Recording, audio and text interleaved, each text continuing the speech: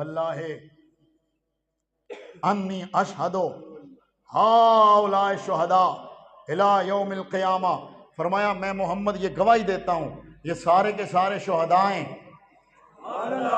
क़यामत तक ये शुहदा हैं। और आगे जो सरकार ने फरमाया, ये बहकी के अंदर मौजूद है, कुर्तुबी ने इसको नकल फरमाया, तफसीर मजरी के अंदर भी है, बाकी सारे दर्जनों किताबों में। हुजूर ने फरमाया वल्लज़ी नफ्सी बियदिही ला युसल्लिमु अलैहिम अहदुन इल्ला रद्दू अलैहि। फरमाया मुझे अल्लाह की कसम है जिसके कब्ज़ा कुदरत में मेरी जान है, फरमाया क़यामत तक कोई भी जब इन्हें सलाम करने आएगा वो इन्हें सलाम करेगा, ये उसके सलाम का जवाब देंगे।